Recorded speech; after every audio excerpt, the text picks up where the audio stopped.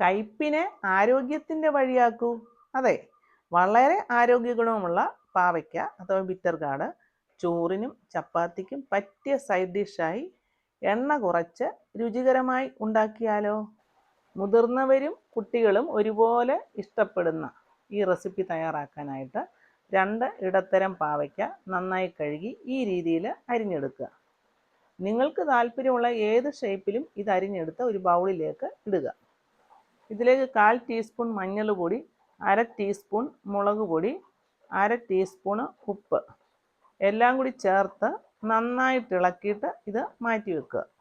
ഈ സമയം ഒരു പാനിൽ 4 വറ്റൽ മുളക് ചൂടാക്കുക. അതൊന്ന് ചൂടായി വരണം. ഇതിലേക്ക് ഇനി 1 ടീസ്പൂണ് ചെറിയ ജീരകം കൂടെ ചേർത്തിളക്കുക. ചെറിയ ജീരകവും കൂടെ ചേർത്തിളക്കിയതിന് ശേഷം ഇതിലേക്ക് കുറച്ച് വെളുത്തുള്ളി, അതുപോലെ ഒരു സബോള അരിഞ്ഞതൊക്കെ ചേർത്തിട്ട് എണ്ണയൊന്നും ഒഴിക്കാതെ തന്നെ ഡ്രൈ റോസ്റ്റ് ചെയ്യുക. 1 മിനിറ്റ് ഇങ്ങനെ ഒന്ന് റോസ്റ്റ് ചെയ്യുക. 1 മിനിറ്റ് കഴിഞ്ഞ് ഫ്ലെയിം ഓഫ് ചെയ്തിട്ട് ഇത് ചൂട് മാറാനായിട്ട് മാറ്റി വെക്കുക. ഈ സമയം കുറച്ച് ചൂടുവെള്ളത്തിൽ വാളൻപുളി ഇട്ട് വെക്കുക. ഇനി ഒരു പാനിൽ 1 ടീസ്പൂൺ വെളിച്ചെണ്ണ ചൂടാക്കുക. കടുക് പൊട്ടിക്കുക. കടുക് പൊട്ടിയതിന് ശേഷം ഇതിലേക്ക് ചുവന്നുള്ളിയോ അല്ലെങ്കിൽ സബോളയോ അരിഞ്ഞതിടുക. കൂടെ ഒരു പച്ചമുളകും. അതിനുശേഷം നമ്മൾ നേരത്തെ മസാല പുരട്ടി വെച്ചിരിക്കുന്ന പാവയ്ക്കായും കറിവേപ്പിലയും കൂടെ ഇതിൻ്റെ കൂടെ ഇട്ട് നന്നായിട്ട് ഇളക്കുക. കുറച്ച് നേരം തുറന്നു വെച്ച് ഇളക്കുക. എണ്ണയുടെ അളവ് കുറയ്ക്കാനാണ് ആദ്യം ഞാൻ കടുക് പൊട്ടിച്ചത്. ഓയിൽ കൂടുതൽ ഉപയോഗിക്കാൻ താല്പര്യമുള്ളവർക്ക് കറിയുടെ ലാസ്റ്റിൽ കടുക് വറുത്തിട്ടാലും മതി. അതുപോലെ കൂടുതൽ ഓയിൽ ഉപയോഗിച്ച് പാവയ്ക്ക കൂടുതൽ വറുത്തെടുക്കുകയും ചെയ്യാം. എന്നാൽ ഞാൻ ആകെ 1 ടീസ്പൂൺ വെളിച്ചെണ്ണയെ ഉപയോഗിച്ചിട്ടുള്ളൂ. 1 മിനിറ്റ് തുറന്ന് വെച്ച് ഇളക്കിയതിന് ശേഷം അടച്ചു വെച്ച് വേവിക്കുക. ഇത് വേകുന്ന സമയം നമ്മൾ നേരത്തെ ഡ്രൈ റോസ്റ്റ് ചെയ്ത ഇൻഗ്രീഡിയൻസ് മിക്സിയുടെ ജാറിലിട്ട് പൊടിക്കുക.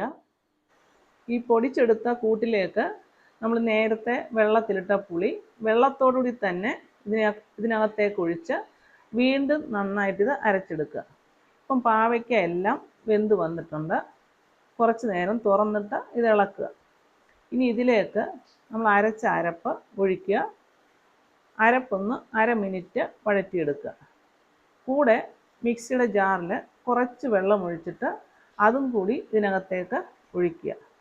എല്ലാം കൂടെ നന്നായി ഇളക്കിയ ശേഷം വീണ്ടും 1 മിനിറ്റ് അടച്ചു വെച്ച് വേവിക്കുക. 1 മിനിറ്റ് കഴിഞ്ഞ് തുറന്ന് നോക്കുക. ഉപ്പ് ചെക്ക് ചെയ്യുക. ആവശ്യമെങ്കിൽ ഉപ്പ് ഇട്ട് കൊടുക്കുക. നന്നായി ഇളക്കുക.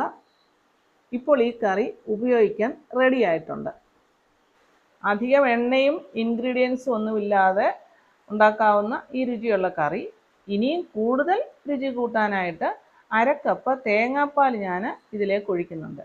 തേങ്ങാപ്പാൽ ഒഴിച്ച ശേഷം നന്നായിട്ട് ഇളക്കുക. ചെറുതായിട്ട് തിളച്ച് വരുമ്പോൾ ഫ്ലെയിം ഓഫ് ചെയ്യുക. ചോറിനും ചപ്പാത്തിയൊക്കെ പറ്റിയ ബെസ്റ്റ് സൈഡ് ഡിഷായി കറി നിങ്ങളും ഉണ്ടാക്കി നോക്കുക. തീർച്ചയായിട്ടും ഇഷ്ടപ്പെടും. ഈ വീഡിയോ നിങ്ങൾക്ക് ഇഷ്ടമായെങ്കിൽ ലൈക്ക് ചെയ്യുക, ഷെയർ ചെയ്യുക, കമൻറ്റ് ചെയ്യുക. അടുത്ത നല്ലൊരു റെസിപ്പിയുമായി കാണുന്നത് വരെ എല്ലാവരും നല്ല ആരോഗ്യത്തോടും സന്തോഷത്തോടും കൂടി ഇരിക്കുക.